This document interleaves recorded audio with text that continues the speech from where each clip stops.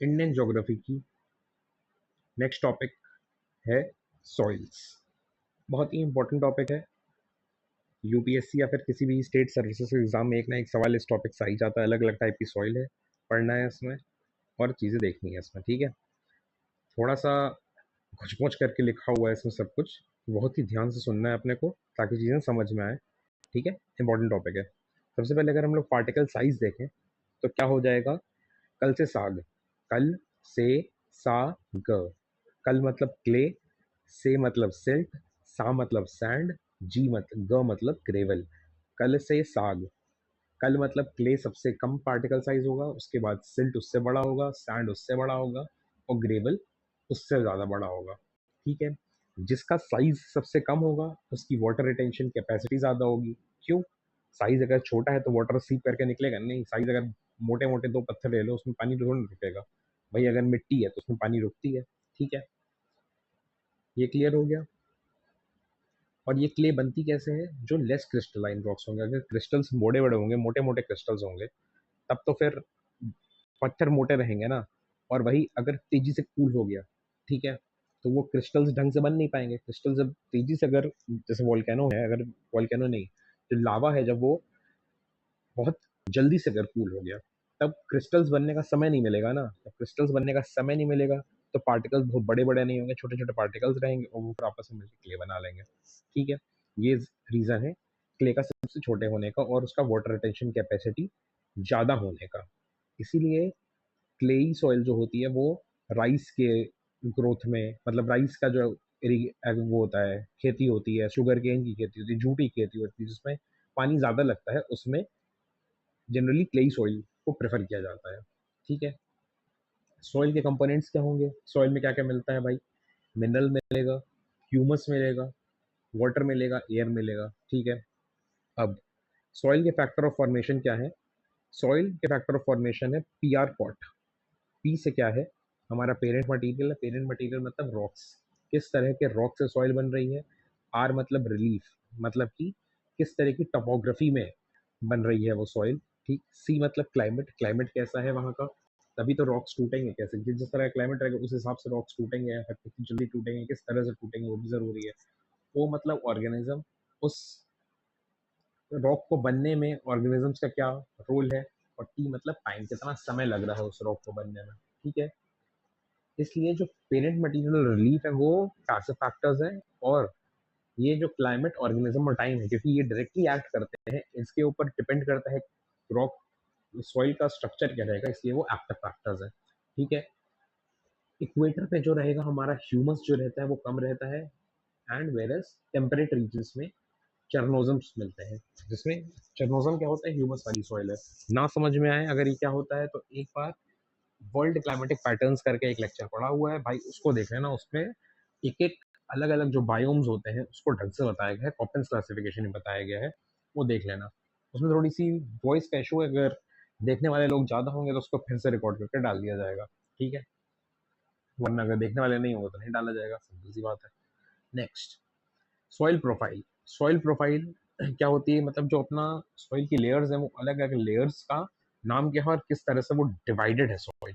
ठीक है, उसका शॉर्ट फॉर्म है ओ ए बी सी आर, है ना। उसमें ओ ए तो समझ में आ रहा है, ई भी समझ रहा में आ रहा है, बी सी भी समझ में आ रहा है और आर भी समझ में आ रहा है। ठीक है, तो इसको ऐसे याद कर लेना, ओ ए बी सी आर। ठीक है, ओ में क्या होती है? ह्यूमस वाली लेयर होती है। पार्शियली डिकम्पोज्ड ऑर्गेनिक मैटर इसमें मिलता है। डेजर्ट में ये मिलेगा नहीं क्योंकि वहाँ पर तो ऑर्गेनिक मैटर है नहीं। नेक्स्ट अपनी लाइन है ए वाली लाइन, उसमें ह्यूमस मिलता है। यहाँ पे इनऑर्गेनिक मिनरल्स मिलना शुरू हो जाएंगे। ठीक है, फिर नेक्स्ट अपनी लाइन है ई। ई इज इल्यूविएशन, जिसमें लीचिंग होती है, मतलब ऊपर से मिनरल्स वगैरह नीचे जाते हैं। ठीक है, डी इज इल्यूविएशन, एल्यूविएशन, और दिस इज इल्यूविएशन।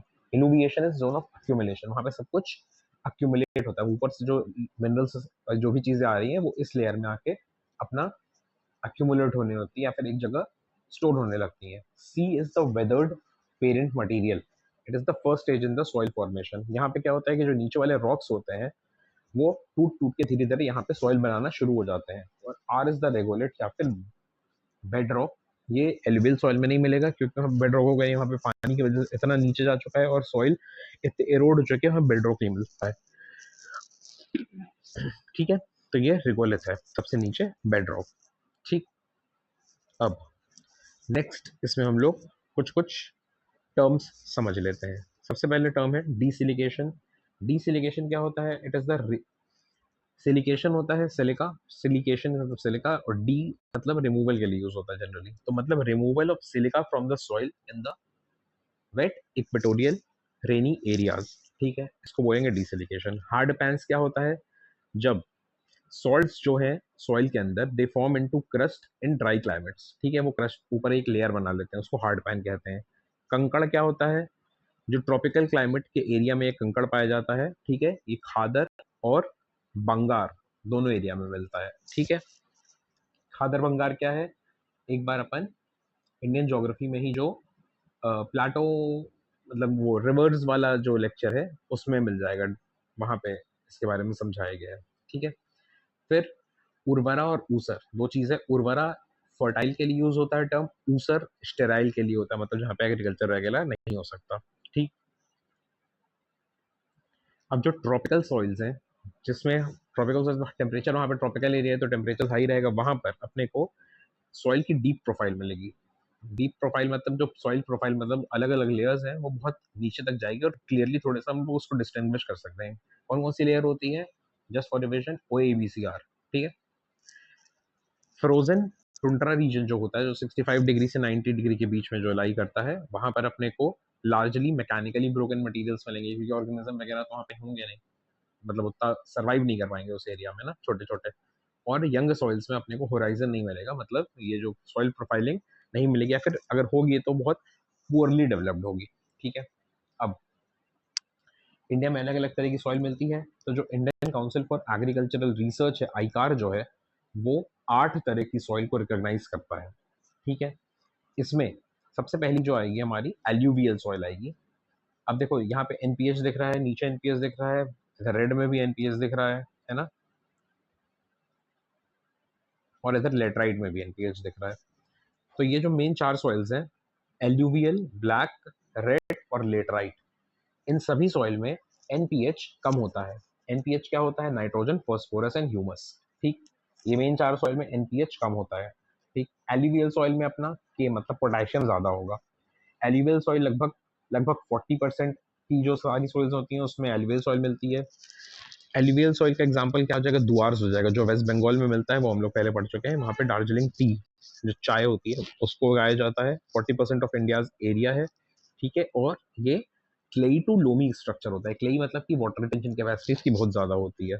ठीक है, और जो एरिया में लाया करता है वहाँ पे देखो चावल भी ज्यादा उगाया जाता है, जूट भी ज्यादा उगाया जाता है वेस्ट बंगाल वाले एरिया। ठीक, नेक्स्ट अपनी कौन सी सॉइल है और कैसे बनती है? ये भाई रिवर्स वगैरह से बनती है। ठीक है, रिवर के इरोजन से। ठीक, नेक्स्ट अपनी है अपनी जलोढ़ मिट्टी, इसको बोलते हैं एलुवियल को। नेक्स्ट अपनी है ब्लैक सॉइल या फिर जिसको बोलते हैं रिवर सॉइल। ठीक है, इसमें कॉटन उगाया जाता है। ये किससे बनती है? बेसिक लावा से बनती है। बेसिक लावा और एसिडिक लावा दो तरह की चीज होती है। फिजिकल ज्योग्राफी का जो लेक्चर आएगा उसमें एक बार देख लेना है अपने को क्या है। ठीक है, डीप इम्परमिएबल रॉक है ये, क्लेई इन नेचर ये भी होती है। ठीक है, और ये क्या होता है कि जब वाटर रिटेन हो जाता है, जब सूख जाती है तो क्रैक्स इसमें पड़ जाते हैं। जब क्रैक्स पड़ जाते हैं और फिर इसमें से जब कुछ मूव करता है तो फिर ये अपने आप फ्लो हो जाती है सॉइल, तो इसलिए इसको सेल्फ फ्लोइंग सॉइल भी बोलते हैं। चरनोजम यहाँ पे मिलता है, मतलब एक्सट्रीमली फर्टाइल सॉइल होती है, कॉटन के लिए सबसे ज्यादा जानी जाती है ये। ठीक है, इसका जो ब्लैक कलर है वो क्यों है? वो टाइटैनिक फेरस मैग्नेटाइट करके एक कंपोनेंट होता है जो कि इसमें मिलता है ड्यू टू ऑर्गेनिक मैटर। ठीक है, उसकी वजह से ये ब्लैक होती है। ठीक, नेक्स्ट इसमें क्या है? रेड सॉइल है। रेड सॉइल का कलर रेड क्यों है? Fe2O3 मिलता है, मतलब आयरन ऑक्साइड मिलता है, इसलिए वो रेड है। और यही Fe2O3 जब हाइड्रेट हो जाता है तब यही रेड सॉइल बन जाती है, येलो सॉइल अपनी। इसमें भी एनपीएच कम है। ठीक है, और कोर्स ग्रेन्स होता है, ये एसिडिक लावा से बनता है। देखो ब्लैक सॉइल अपना बेसिक लावा से बन रहा था, ये वाला अपना एसिडिक लावा से बन रहा है, रेड सॉइल। ठीक है, मिलेट्स वगैरह इसमें ग्रो कर जाते हैं, कोर्स ग्रेन्स। ठीक है, क्रिस्टलाइन होता है ये, इसलिए वाटर रिटेंशन कैपेसिटी कम होती है। मतलब ब्लैक और रेड एकदम एक तरह के ऑपोजिट है खुद। और जब वाटर रिटेंशन कैपेसिटी कम है तो लीचिंग इसमें बहुत आसानी से हो जाएगी। ठीक है, रेड सॉइल का ही जब लीचिंग होगा तब वो बन जाएगी लेटराइट सॉइल, या फिर जिसको हम लोग बोलते हैं ब्रिक सॉइल। ठीक, अब नेक्स्ट आ जाता है हम लोग लेटराइट सॉइल पे। 10% लगभग एरिया कवर करती है। एनपीएच इसमें भी कम है, इसमें लेकिन आयरन ज़्यादा होता है। ठीक है, इसमें भी लीचिंग ज़्यादा होती है जब ट्रॉपिकल रेंज होती है हाई टेम्परेचर पे, स्लोप्स पे मिलती है ये भी बहुत ज़्यादा फर्टाइल नहीं होगी। और किसके लिए जानी जाती है ये सॉइल, क्या उगाने के लिए? Spices, coffee and tapioca. ठीक है, मेनली यही है। मतलब इन सारी सॉल्व्स में इंफॉर्मेशन और भी है, लेकिन ये इंफॉर्मेशन वो है जिससे सवाल आते हैं, जो सबसे इंपॉर्टेंट इंफॉर्मेशन है। ऐसा नहीं कि सब कुछ पढ़ लेना है, जिससे सवाल सही हो जाए, जितने में नंबर अपने को मिल जाए उतना पढ़ना है। ठीक है भाई। नेक्स्ट क्या है अपना? डेजर्ट सॉइल है। डेजर्ट या एरिड सॉइल में तीनों के तीनों एनपीएच कम नहीं होता है। ठीक है, सिर्फ इसमें एनएच कम होगा, पी मतलब जो फॉस्फोरस है वो ज्यादा होता है। ठीक है, डेजर्ट में सैंड होता है तो मतलब सैंडी स्ट्रक्चर होगा।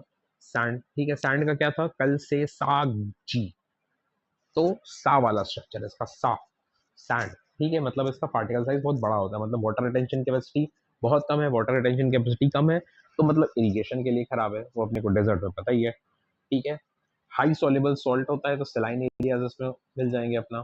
ऊसर मतलब इनफर्टाइल एरिया होगा यहाँ पे, इसलिए यहाँ पर जो फार्मिंग से रिलेटेड एग्रीकल्चर अगर किसी को कुछ करना है तो हमें मिक्स फार्मिंग करना पड़ता है, मतलब कि जो उगाना है वो साथ में अपना एनिमल्स का भी काम करते रहो। ठीक, नेक्स्ट गुआर यहाँ पे उगता है। गुआर से शेल गैस में एक्सट्रैक्शन में कुछ कुछ काम आती है। ठीक है, नेक्स्ट अपनी है सेलाइन या फिर अल्कलाइन सॉइल। सेलाइन मतलब अल्कलाइन से मतलब ही आ रहा है कि पीएच 7 के ऊपर होगा, लेकिन इसका जो पीएच होता है वो और ज्यादा होता है, 9 के ऊपर रहेगा। ठीक है, इसमें एनएच तो कम रहेगा ही, कैल्शियम भी बहुत कम हो रहेगा। ठीक है, इसमें सोडियम पोटेशियम मैग्नीशियम ये सब ज्यादा रहेगा। ठीक है, रेह एंड कल्लार यहाँ पे मिल जाएगा पंजाब एंड हरियाणा में। ये टर्म अपने को पता होना चाहिए, क्यों? क्योंकि एनसीईआरटी में दिया हुआ है भाई। ठीक है, इस तरह की सॉल्ट में जब अल्कलाइन सॉइल बहुत ज्यादा हो जाती है तो उसको थोड़ा सा बैलेंस करने के लिए, फिर सॉल्ट उसके कमजोर करने के लिए, हल्के करने के लिए जिप्सम डाल दिया जाता है। जिप्सम का फॉर्मूला क्या होता है? Calcium sulphate dot 2H2O, CaSO4 dot 2H2O। अपने साइंस वालों को पता होगा, या फिर स्कूल में 10th तक अगर ढंग से पढ़ाई की होगी तो भी पता होगा। ठीक है, नेक्स्ट, अगर इसी एल्कलाइन सॉइल को एसिडिक बनाना है तब फिर उसमें सल्फर ऐड किया जाता है। ठीक है, जिप्सम से सॉल्ट्स को लूज किया जाता है और अपने सल्फर से उसको एसिडिक बनाया जाता है। ठीक है, सॉल्ट्स लूज कहते हैं तो वो कैपिलरी एक्शन हो जाता है। ठीक है, उससे होता है। साइंस उसके पीछे की समझ नहीं है तो। नेक्स्ट अपनी कौन सी सॉइल है? पीटी या मार्शी सॉइल है। अगर अब पीटी सॉइल है तो उसमें हाइड्रोजन ज्यादा होगा, मीथेन उससे ज्यादा निकलेगी, है ना, ये तो हम लोग को पता ही है। और हाईली एसिडिक सॉइल होगी। अल्कलाइन हम लोग पढ़ लिए, अब ये यहाँ पे एसिडिक बन रही है। ठीक है, जूट इसमें उगाई जाएगी, और एसिड टॉलरेंट राइस जो होता है, चावल की खेती भी इसमें होगी। ठीक है, नेक्स्ट अपनी माउंटेन या फॉरेस्ट सॉइल है, ये भी स्लाइटली एसिडिक सॉइल रहेगी। स्लोप्स मिलेगी, सैंडी सॉइल होती है, इसीलिए इसके पार्टिकल्स बड़े होते हैं, इसलिए अपन देखते हैं कि जनरली यहाँ पे लैंडस्लाइड्स वगैरह अपने को देखने को मिल जाते हैं। ठीक है, टेम्परेट फ्रूट्स यहाँ मिल जाएंगे, करेवास जो कि ग्लेशियर डिपॉजिट्स होते हैं जिसमें सैफरन उगता है, वो भी अपने को देखने को मिलेगा, ये भी हम लोग पहले देख चुके हैं। ठीक है, अब सॉइल का जो होता है वो इरोजन भी होता है, तो उससे उसका जो एक तरह से साइकिल होती है वो कैसे होती है? पहले सॉइल इरोजन होगा, फिर स्प्लैश इरोजन होगा। स्प्लैश मतलब कि जो बारिश की एक बूंद गिरी तो वहाँ पे एक हल्का सा गड्ढा बनता है, स्प्लैश होता है, तो वो स्प्लैश हो गया। फिर धीरे धीरे वो एक थोड़े से एरिया में होगा तो वो एक शीट बन जाएगा उस एरिया का, तो शीट एरोजन होगा। फिर वहाँ पतली पतली गली बन, मतलब पतली पतली नाली टाइप की बन जाएगी, तो वो रिल्स बन जाएंगी। रिल से फिर गली बन जाएगी, गली से फिर रवाइंस बन जाएगी, चंबल की रवाइंस। फिर वहां से बैडलैंड टोपोग्राफी हो जाएगा, बहुत ज्यादा हो जाएगा तो कहीं ऊंचा कहीं नीचे, उस तरह की बैडलैंड टोपोग्राफी हो जाएगी, पिक्चरों में देखा होगा। ठीक है, उसके बाद से वहां पे डेजर्टिफिकेशन शुरू हो जाएगा, फिर डेजर्ट ही बन जाएगा सीधे वहां पे। ठीक है, ये तो हो गया। फिर आयतार की जो ये सॉइल टैक्सोनॉमी है या फिर जो क्लासिफिकेशन है, ये जो बेस्ड है वो अपना यूएस के ऊपर ही बेस्ड है। ठीक है, इसमें कुछ चीज़ और है, ये एनसीईआरटी ने जो दी है। इंसेप्टी सॉइल 40% है। ठीक है, एंटी सॉइल 28% है। एल्फी सॉइल का नाम आया था उसमें, जो हम लोग वर्ल्ड क्लाइमेटिक वाले लेक्चर देख रहे थे उसमें 13.5% है। वर्टिसोल 8.5% है। एरिडी सॉइल 4.3% है। उल्टी सॉइल 2.5% है। मोली सॉइल इसमें चरनोजम होता है वो 0.4% है, बाकी के 2.9% है। ठीक है। उल्टी सॉइल में acid forest soil, arid forest soil मिल जाएगी इसमें। ठीक है, इसको याद कैसे रखना है? आई मतलब दैट इज एवी ओम। ठीक है, ओम को ओम कर दो, एवी पे मतलब ऑडियो वीडियो हो गया, एवी ऑडियो वीडियो में ओम, दैट इज ऑडियो वीडियो में ओम। आई ई इंसेप्टिसोल, एंटीसोल, एल्फीसोल, वर्टिसोल, एरिडीसोल, उल्टीसोल, मॉलिसोल। ठीक है, याद कर लेना। नेक्स्ट अब लैंड की जो फ्लोइंग होती है, मतलब जो एग्रीकल्चर के लिए किया जाता है, वो किस डायरेक्शन में करना चाहिए? विंड की डायरेक्शन के पैरेलल करना चाहिए कि परपेंडिकुलर करना चाहिए? अब पैरेलल करेंगे तो फिर वहां पे जो फ्लोइंग फ्लोइंग किए होंगे वो उसमें और गड्ढे हो जाएंगे, इसलिए परपेंडिकुलर करना चाहिए ताकि वो मेंटेन रहे। ठीक है। इसके बाद कंजर्वेशन एग्रीकल्चर क्या होता है? कंजर्वेशन एग्रीकल्चर वही होता है कि जिसमें सॉइल का मिनिमम डिस्टर्बेंस हो, प्रॉफिट ज़्यादा हो, मिक्स्ड फार्मिंग हो, ठीक है, कंटूर बॉन्डिंग हो, परमानेंट सॉइल कवर एक रहे। ठीक है, इस तरह की जो मतलब एग्रीकल्चर रिलेटेड जो अच्छी अच्छी चीज़ें हैं वो कंजर्वेशन एग्रीकल्चर में आनी चाहिए। कंजर्व करने का एक ये तरीका है। ठीक है। नेक्स्ट, इरिगेशन के क्या तरीके हैं भाई? मोटा मोटा कैनाल है, वॉल्स एंड वाटर वेल्स है, एंड टैंक्स है। ठीक है, कैनाल अपने प्लेन से मिल जाएंगे, वहाँ पे बनाना आसान है, पेरिनियल सोर्स ऑफ रिवर्स भी चाहिए। ठीक है, फिर अपने ट्यूबवेल्स हैं, वेल्स हैं। ट्यूबवेल्स लगभग लगभग 45% एरिया में मिल जाती है। ठीक है, और जहाँ पे हॉट रोस्ट है वहाँ पे टैंक बनाया जाता है, इसीलिए हम लोग देखते हैं पेनिनसुलर एरिया में, जैसे जब हम्पी या फिर विजयनगर की हम लोग बात करते हैं, वहाँ पे देखते हैं टैंक्स वगैरह मिलते हैं। क्यों? क्योंकि वो पेनिनसुलर एरिया है, वहाँ पे वेल्स बनाना आसान नहीं है ना, फिर कैनाल बनाना आसान नहीं, पेरिनियल रिवर्स तो है नहीं वहाँ पे, इसलिए वहाँ पे टैंक्स मिलते हैं अपने को। ठीक। अब नेक्स्ट चीज इंपॉर्टेंट है अपनी ये वाली, शिफ्टिंग एग्रीकल्चर। ठीक है, शिफ्टिंग एग्रीकल्चर कुछ कुछ नाम अपने को पता होना चाहिए। नॉर्थ ईस्ट में शिफ्टिंग एग्रीकल्चर को क्या बोलते हैं? जूम। शिफ्टिंग एग्रीकल्चर होता क्या है कि एक लैंड ऑफ एरिया है, ठीक है, उसके कुछ एरिया में पेड़ पौधे हैं, वहाँ पे उस अपने एग्रीकल्चर किया, फिर वो सॉइल तो खराब हो गई जब एग्रीकल्चर कर लिया एक बार, मतलब 2-3 साल साइकिल एग्रीकल्चर करी, फिर क्या किया, वहाँ की सारी क्रॉप को जला के दूसरी जगह पे चले गए। ठीक, वहाँ पे जाके एग्रीकल्चर किया, फिर वहाँ पे भी वही क्रॉप वॉप जला के 2-3 साल करने के बाद फिर आगे हम लोग चले गए तीसरी जगह, चौथी जगह।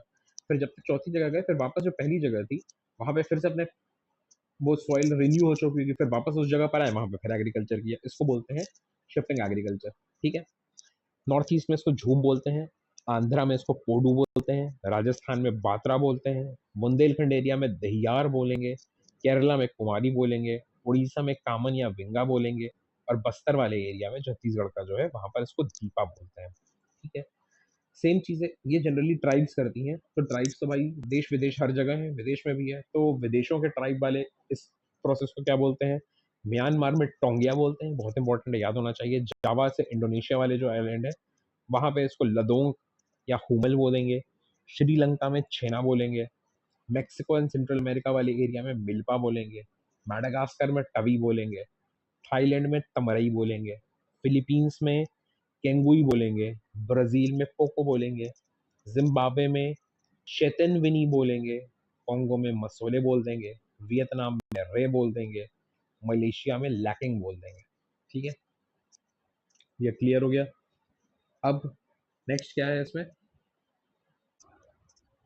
ऊपर हम लोग देखे थे कि सल्फर को हम लोग अगर अल्कलाइन सॉइल में डाल रहे हैं तो वो वहां से बन के एसिडिक बन जा रही है सॉइल। ठीक है, लेकिन अगर सॉइल पहले से एसिडिक है तो उसमें लाइम डालते हैं ताकि वो रिमीडिएट हो सके। ठीक है, सॉइल होती है सबसे ऊपर, मतलब सॉइल होगा, फिर सॉइल ऑर्गेनिक मिनरल्स होते हैं, सॉइल ऑर्गेनिक मिनरल में भी कुछ अगर कैलकुलेट इंपॉर्टेंट करना है तो सॉइल ऑर्गेनिक कार्बन कर लोग कैलकुलेट करते हैं, विच इज मेजरेबल क्वांटिटी। ठीक है, सॉइल से रिलेटेड भाई इतना ही है, मोटा मोटा चीजें हैं। ठीक है, sodic soils water logging conditions जो होती हैं उसमें मिल जाती है, उसको रिमीडिएट करने के लिए जिप्सम डालते हैं, जिप्सम हम लोग ऊपर भी डाल ही रहे थे सॉल्ट्स को लूजन करने के लिए। ठीक है, यही है मेनली सॉइल्स का नेचर। Okay, bye.